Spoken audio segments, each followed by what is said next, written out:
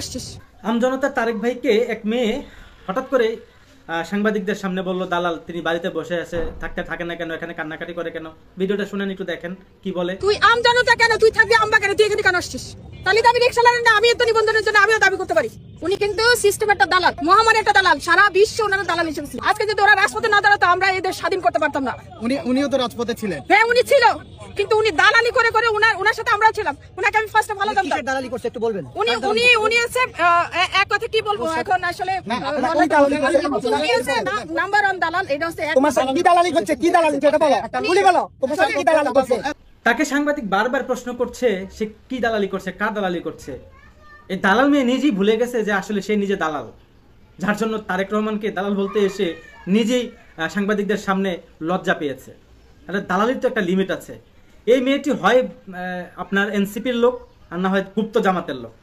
আমি বলেছিলাম আমজনতার তারেক ভাই এই দলের এই সংগঠনটির নিবন্ধন পেতে অনেক কষ্ট হবে, কারণ এনসিপির মুখোশ খুলেছে, জামাত শিবিরের গুপ্ত বাহিনীর মুখোশ খুলেছে এই আমজনতার তারেক ভাই।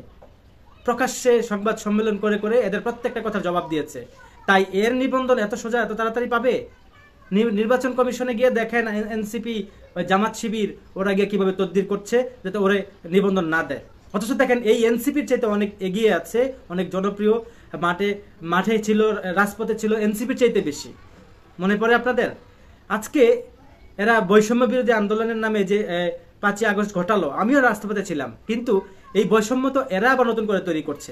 কখনো বিএনপির সাথে বৈষম্য তৈরি করছে, কখনো আবার আমজনতার তারেকের সাথে বৈষম্য তৈরি করছে। এখন আপনারাই বলুন, এই দেশ থেকে কি আসলেই কখনো কোনোদিন কোনোভাবে বৈষম্য দূর করা যাবে? একটা বৈষম্য দূর হবে, আরেকটা বৈষম্য শুরু করবে।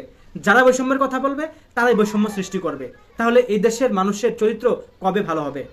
আমজনতার তারেক ভাইয়ের পাশে বিএনপি সহ জাতীয় পার্টিকে আমি দেখতে পারতাম না, তারা সহ অনেক দল, শুধু জামাত এনসিপি ছাড়া আওয়ামী লীগ তো মাঠেই নাই। এই জামাত এনসিপি এখনো তারেক রহমানের পাশে, এই আমজনতার দলের এই সাধারণ সম্পাদকের পাশে একটাও যায় নাই। কেনই বা যাবে?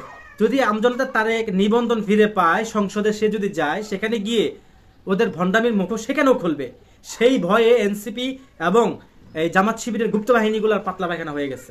বিশ্বাস করেন, এই ভয়ে নির্বাচন কমিশনকে নিষেধ করেছে আমি মনে করি।